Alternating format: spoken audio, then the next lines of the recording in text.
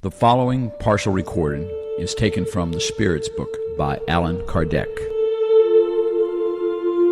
Question 139. But certain spirits and certain philosophers before them have defined the soul as being an anemic spark that has emanated from the great whole. Why the contradiction? There is no contradiction. Everything depends on the meaning of the words. Why don't you have one word for each thing? Author's remarks for question 139. The word soul is used to express very different things. Some call the soul the principle of life, and in this sense it is correct to state figuratively that the soul is an anemic spark that has emanated from the great whole. These last two words refer to the universal source of the vital principle, of which each being absorbs a portion, and which returns to the whole after death. This in no way excludes the idea of a moral being who is distinct and independent of matter, and who preserves its own individuality. This being is also called the soul, and according to this meaning, one could say that the soul is an incarnate spirit.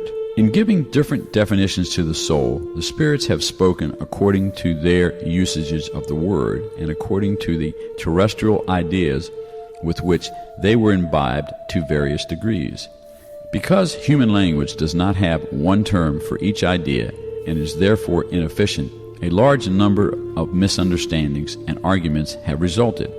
Hence, the reason why the high-order spirits tell us that we should first of all try to understand each other regarding the words we use.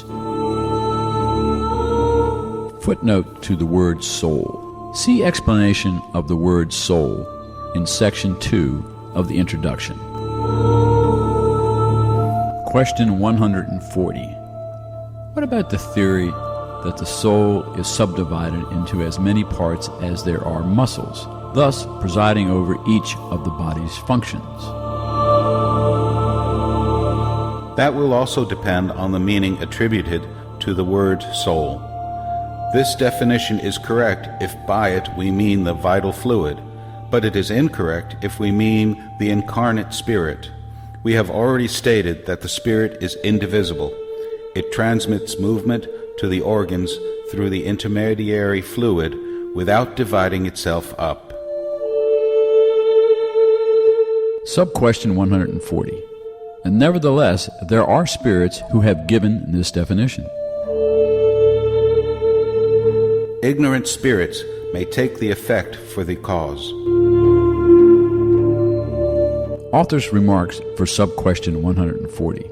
The soul acts through the organs, which are animated by the vital fluid distributed among them, and it acts more abundantly in those organs that comprise the centers or focal points of movement. This explanation, however, cannot be applied to the soul as the spirit that inhabits the body during life and leaves it at death. Question 141.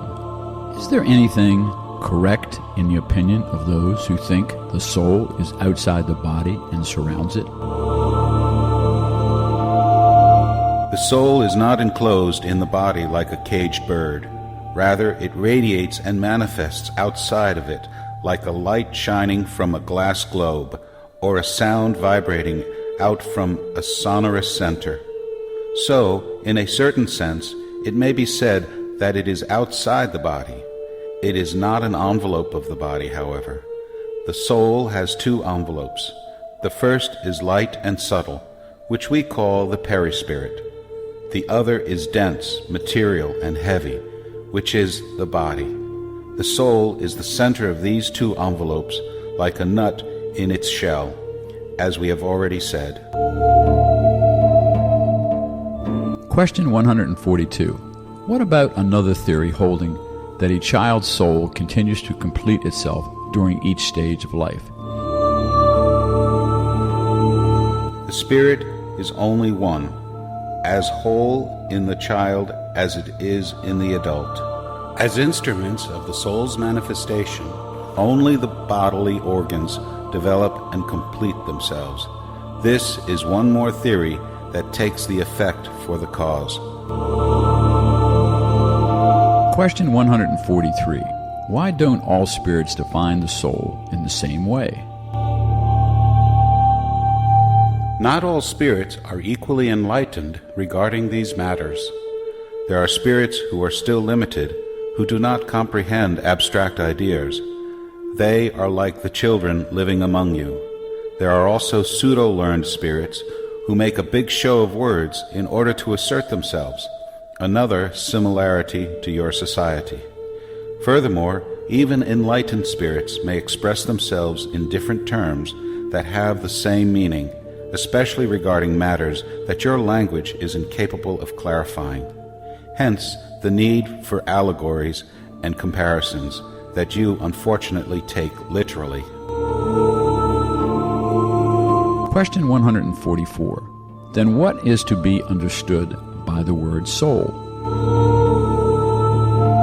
The word soul is the universal principle of life and intelligence from which individualities are born. But frequently, those who use this expression do not understand it. The word soul is so flexible that everyone interprets it according to their own imaginings. At times, it has even been held that the earth itself has a soul.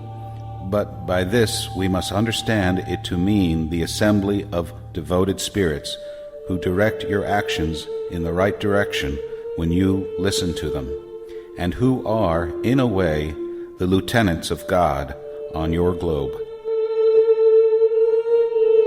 Question 145. Why have so many ancient and modern philosophers discussed psychological science for so long without arriving at the truth? These individuals were precursors of the external spiritist doctrine and have prepared the way for it. Being human and therefore subject to error, they have mistaken their own ideas for the light.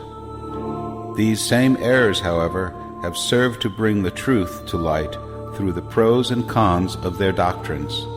By the way, a comparative study would enable you to understand that in the midst of error there is great truth. Question 146. Does the soul have a defined and circumscribed seat within the body? No, although it resides more particularly in the head among great geniuses, and all those who think much, and in the hearts of those who feel much, who dedicate all their actions to humankind. Sub-question 146. What should we think about the opinion of those who place the soul in some vital center? One could say that the spirit more specially inhabits such a part of your organism, since all the sensations converge on that point. But to place it in what may be considered at the center of vitality would be to confuse it with the vital fluid or principle. Nonetheless, one could say that the seat of the soul may be more particularly found in the organs that serve for manifesting the intellectual and moral qualities.